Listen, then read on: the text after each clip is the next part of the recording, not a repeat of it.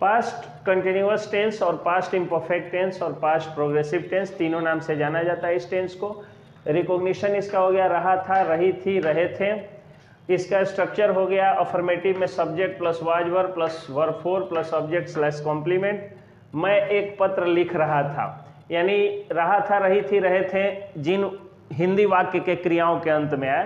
तो जैसे मैं एक पत्र लिख रहा था, वो एक गीत गा रही थी, देखिए यहाँ रहा था, यहाँ रही थी, वे लोग एक कार खरीद रहे थे, यहाँ रहे थे। तो इसका स्ट्रक्चर हो गया subject plus was verb plus verb four plus object slash complement. Subject हो गया जो काम करता है या जिसके बारे में कहा जाता है, जैसे आई के साथ वॉज लगाएं, वर्ब फोर लगाएं राइटिंग और अ लेटर ऑब्जेक्ट लगाएं। उसी तरह से सब्जेक्ट लगाएं आप शी, यानी वह गीत, एक गीत गा रही है तो शी। उसके बाद जो है वाज वर्ब में से वॉज, सिंग का वर्ब फोर सिंगिंग और सॉन्ग ऑब्जेक्ट। वे लोग एक कार खरीद रहे थे, दे वर, दे के साथ वर लगता है तो दे वर बाइंग अ कार या परचेजिंग अ कार, परचेज का वर्ब फोर परचेजिंग हो गया। आई, ही, शी, इट या किसी सिंगुलर नाउन के साथ वॉज लगता है, वॉज, और वी, यू, दे या किसी प्लूरल नाउन के साथ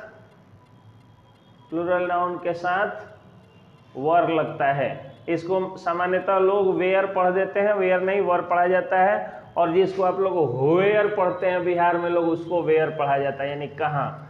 इसको पढ़ा जाता है वेयर और इसको पढ़ा जाता है वर। तो अब आ गया, ये आप समझ गए। अब इसका नेगेटिव, तो नेगेटिव स्ट्रक्चर क्या होगा, subject plus was verb plus not plus verb four plus object slash complement. मैं एक पत्र नहीं लिख रहा था, I was not writing a letter. इसका इंट्रोगेटिव कैसे होगा, तो was verb plus subject plus verb four plus object slash complement. क्या मैं एक पत्र लिख रहा था, was I writing a letter. उसके बाद इंट्रोगेटिव नेगेटिव में इसका हो जाएगा was verb plus subject plus not plus verb four plus object slash complement. Was I not writing a letter, क्या मैं एक पत्र नहीं लिख रहा था, was I not writing a letter.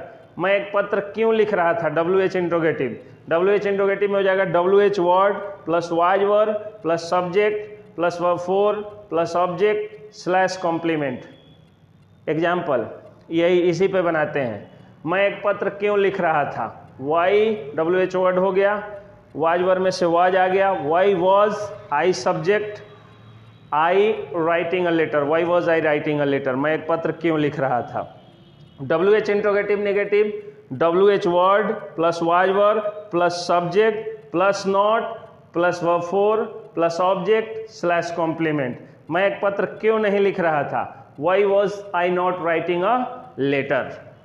तो ये हो गया। अब आपको मैं ट्रांसलेशन देता हूँ, 3 सेंटेंस बोलूँगा, उन 3 सेंटेंसेस को आप क्या करिए कि इंग्लिश में उसको ट्रांसलेट करिए और उसको 6 स्ट्रक्चर पे ट्रांसलेट करिए। तो लिखिए पहला, एक मंदबुद्धि बालक पौधे को उखाड़ रहा था। अब इसको जैसे मान लीजिए कि बनाइएगा, a moron boy was unrooting a plant या अनप्लांटिंग इट, अनरूटिंग अ प्लांट, जड़ से उखाड़ रहा था। तो अब इसको जब आप बनाइएगा, moron boy was unrooting a plant, तो इसका आप negative, a moron boy was not unrooting a plant, was a moron boy unrooting a plant, wasn't a moron boy unrooting a plant, why was a moron boy unrooting a plant and why was a moron boy not unrooting a plant. यानी पूरा हिंदी और English में एकदम सजा करके लिख दीजिएगा। तो एक मैंने बता दिया एग्जाम्पल, अब कैसे बनाइएगा बाकी कुछ। जैसे एक अति क्रोधी व्यक्ति अपने बेटे को पीट रहा था। दूसरा हो गया, एक पहला हो गया सेंटेंस होमवर्क के रूप में, एक बदमाश बच्चा तेज बाइक चला रहा था।